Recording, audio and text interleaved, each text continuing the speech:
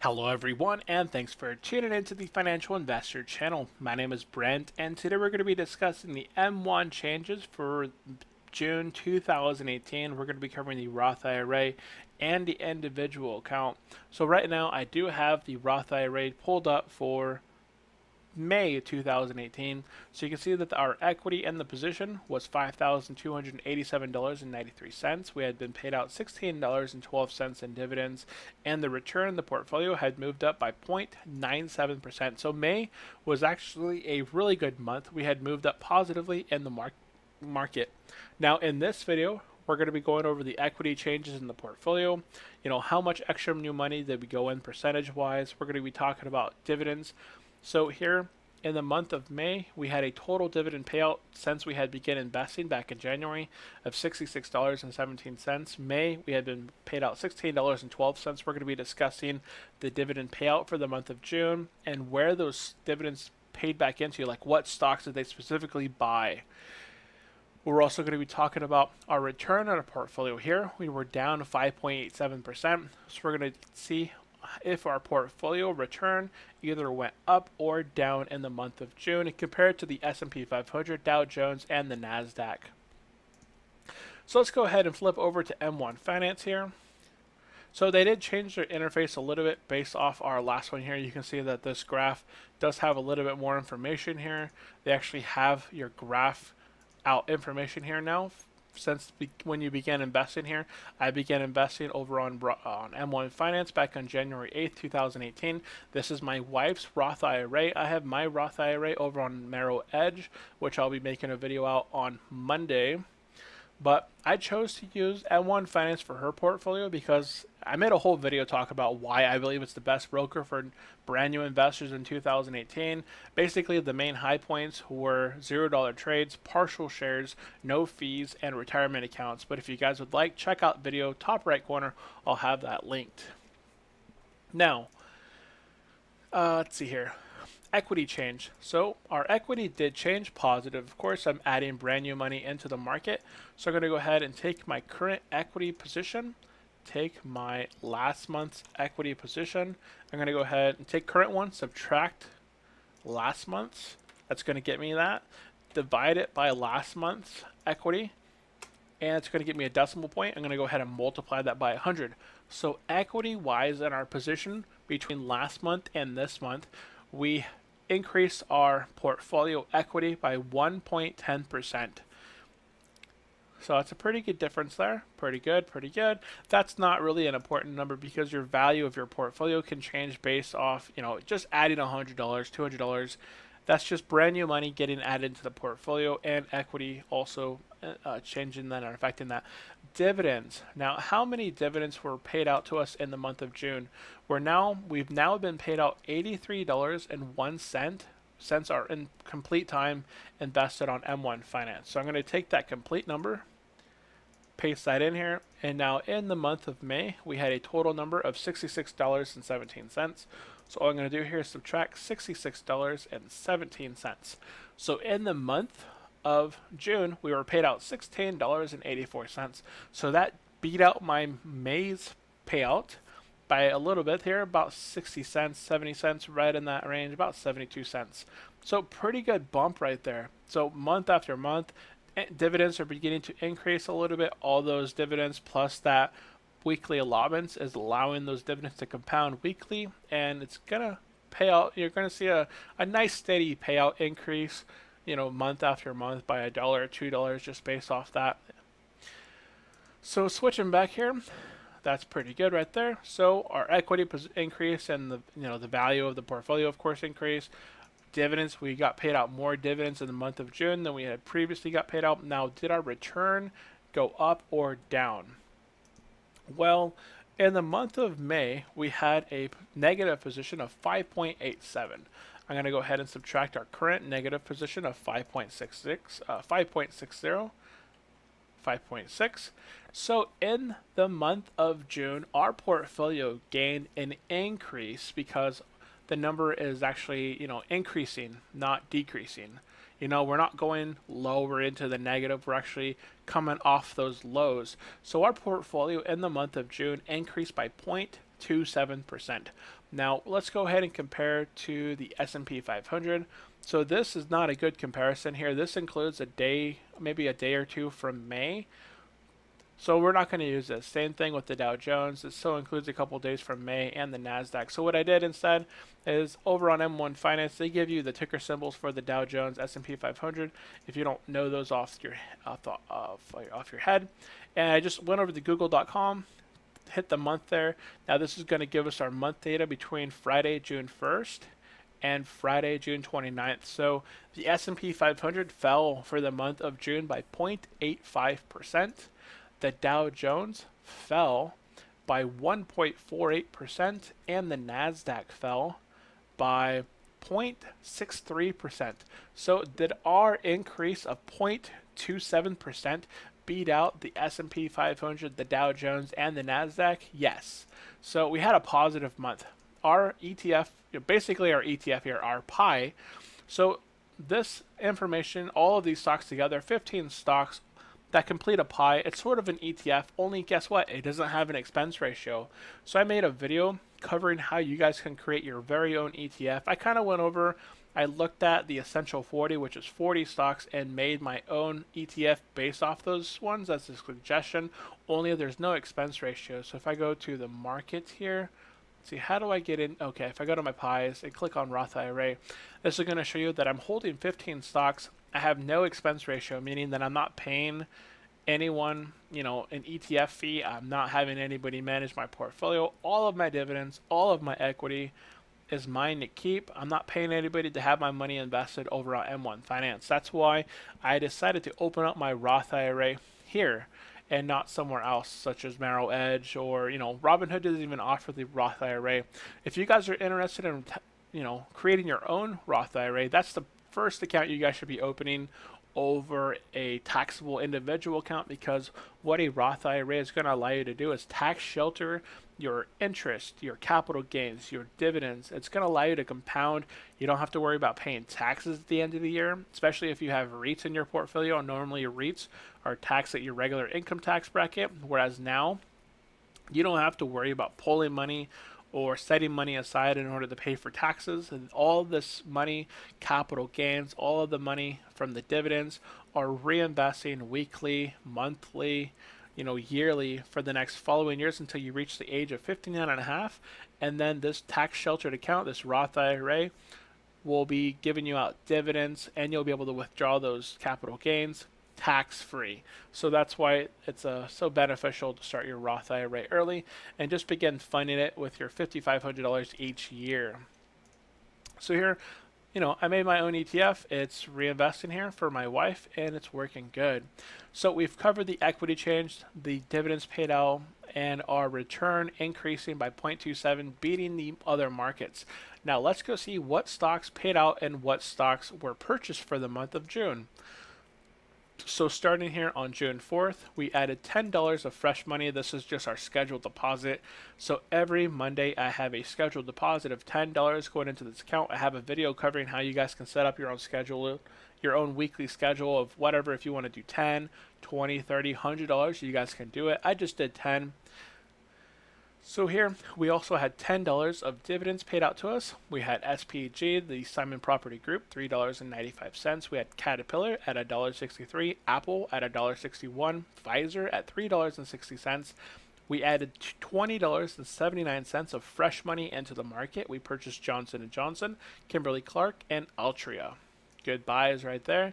Going into the second week of June, again, added $10 into the account. We also had Walmart pay us $2.13.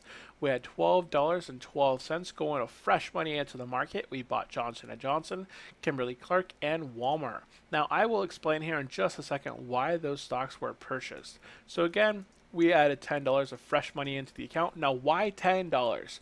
Well, $10 is the maximum you need to reach as a balance in order for a trade to occur.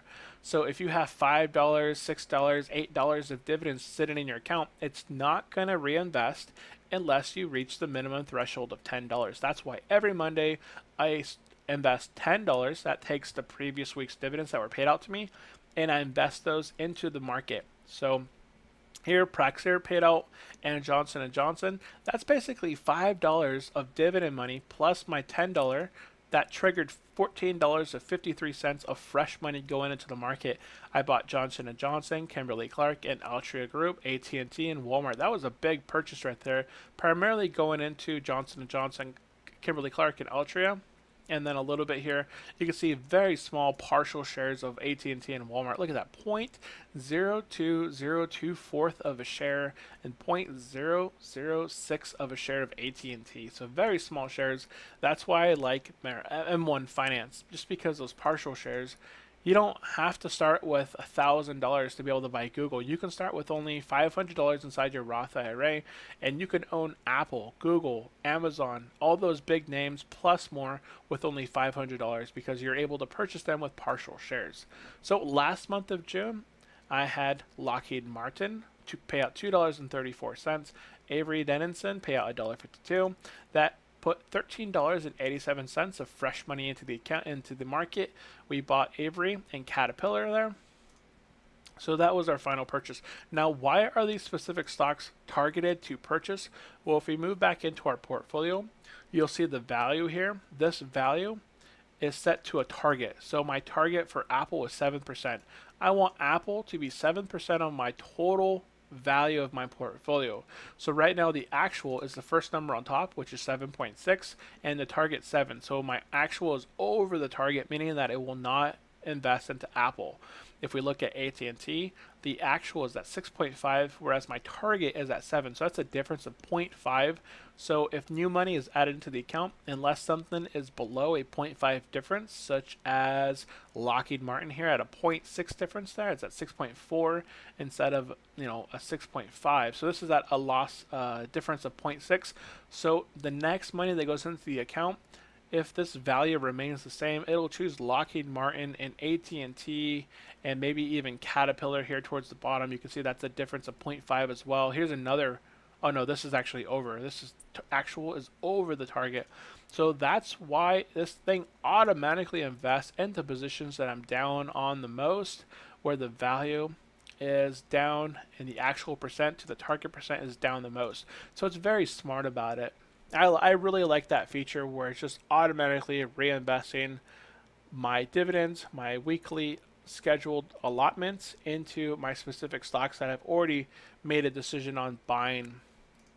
Now, I have all this information here on my spreadsheet. Now we've kind of covered the majority of what I wanted to cover.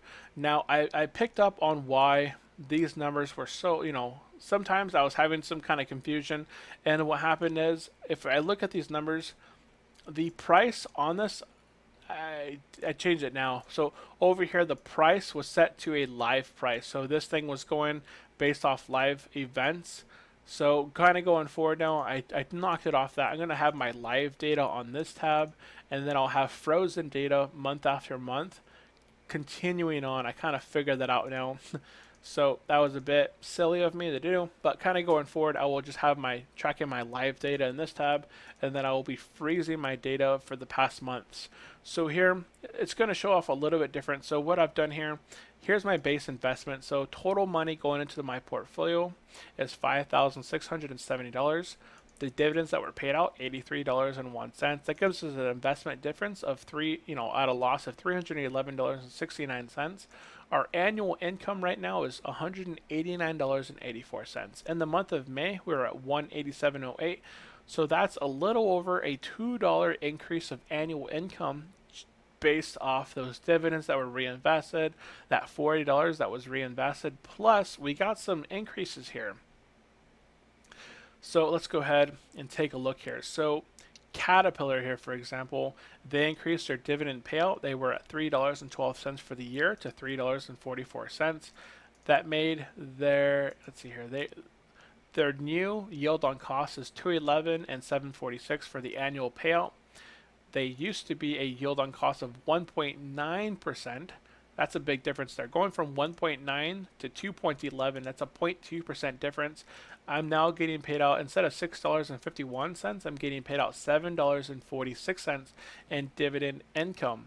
We also had a change down here over in WP Carry. They used to pay out That number's a little off there. They used to pay out $4.06. Now they're paying out $4.08. That's only a 2-cent difference. But you can see the yield on cost there goes from 6.04 to 6.07, 24.15 to 24.27. So 12-cent difference there. Not a whole lot, but WP Carey likes to increase dividends almost quarterly from what I've noticed. So that'll be a nice little increase kind of going forward. You know, that's already $2 of annual income increase there. So going forward, this data is going to be a little off my past ones, but going forward, this is frozen in time right now. And then going forward, I'm going to be tracking my live data here.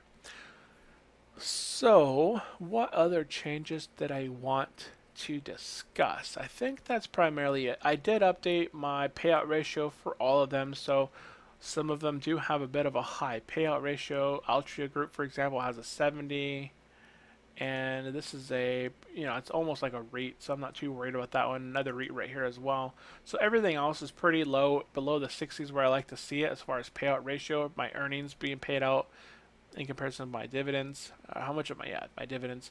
And let's see here. That's basically it for this video. I'm not sure what else I wanted to cover. I think we covered it all. So if you guys have not yet checked out M1 Finance, what I can show you guys. Now, the individual account itself isn't too important. The reason I made the individual account is because I had friends, co-workers, viewers, subscribers, people over on Facebook that were asking for a broker that offered $0 trades, had no fees, had retirement accounts, had partial shares, and I set up the account with $100 because then I could refer people, and I've had 5 referrals, which is awesome because it's a win-win. Each of us gets $10. So if you don't know, in the description below and then also in the comment section, I'll have a link. But if you haven't checked out M1 Finance, if you sign up through my referral link, we both get $10. That's a win for you, a win for me.